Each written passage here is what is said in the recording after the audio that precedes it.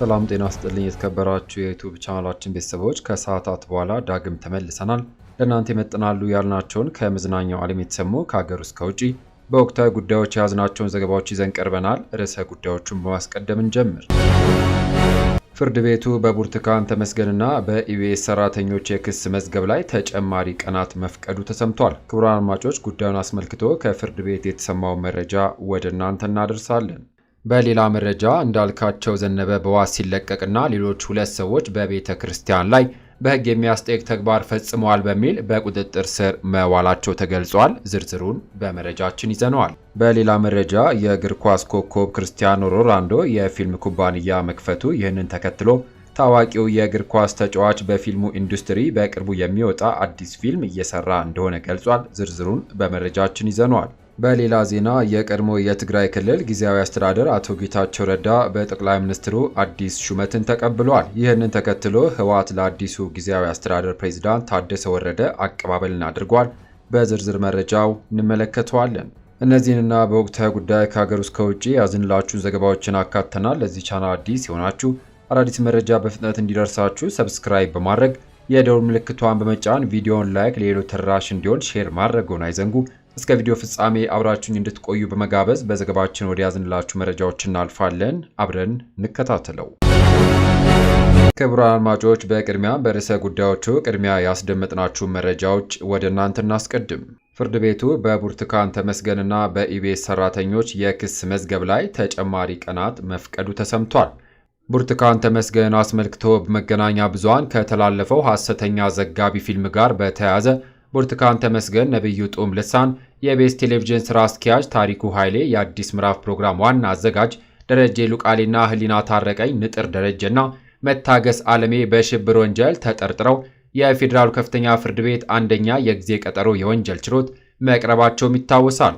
ይሁንና ፖሊስ ባለፈው ቀጠሮ በተሰጠው 14 ቀን ተጨማሪ የምርመራ ጊዜ ያከናወናቸውን ተግባራት ዛሬ ለፍርድ ቤቱ በዝርዝር አቅርቧል።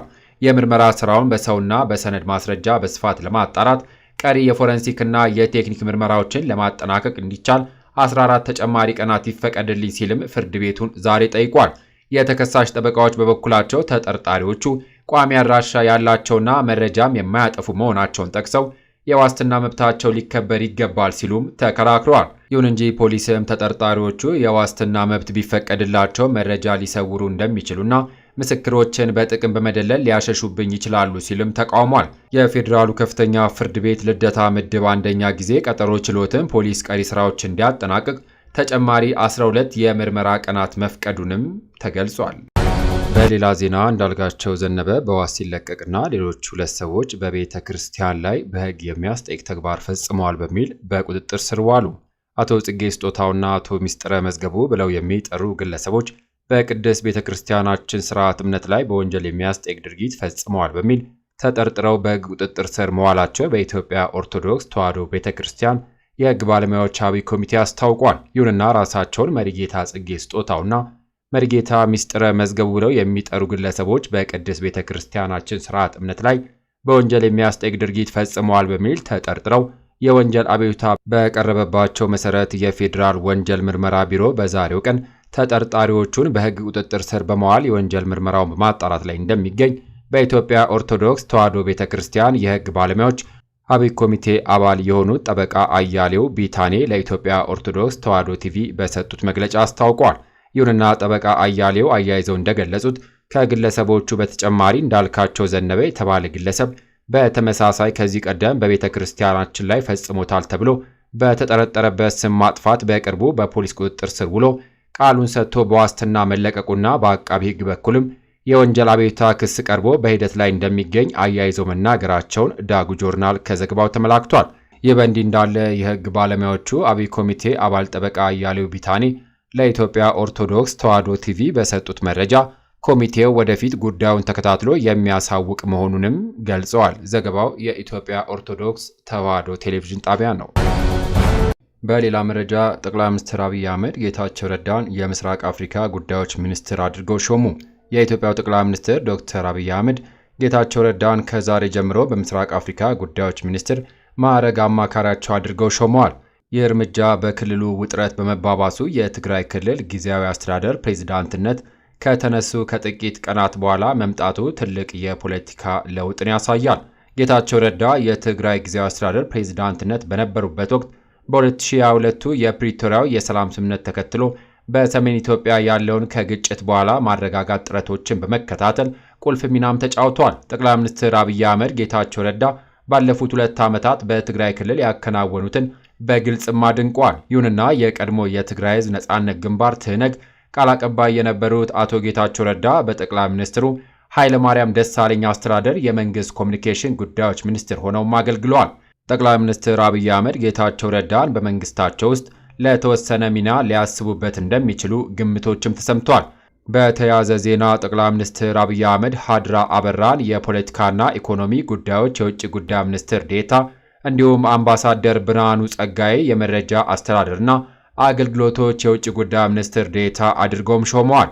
አዲስ የተሾሙት ባለስልጣናት ዛሬ አዲስ አበባ በሚገኘው የውጭ ጉዳይ ሚኒስቴር በይፋ ተቀብለው በሚኒስትር አመራሮችና ሰራተኞች ጋር በይፋ አቀባበል እንደተደረገላቸውም ተገልጿል።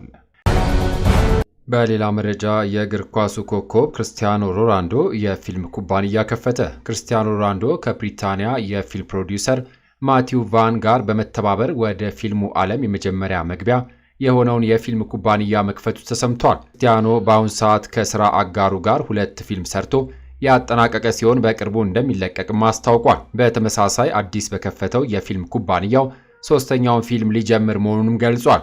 ይሁንና ክርስቲያኖ ሮናልዶ ስለ አዲሱ የፊልም ኩባንያ ሲናገር ይህ አዲስ የሥራ ዘርፍ በጣም አስደሳች ነው፣ የህይወት ምዕራፍ የሚከፍትልኝ ይሆናልም ብሏል። በእግር ኳስ መድረክ ላይ ድንቅ ጥበቡን ሲያሳይ የቆየው ተጫዋቹ አሁን ደግሞ የፊልሙን ኢንዱስትሪ መቀላቀሉ ብዙዎቹን አስገርመዋል።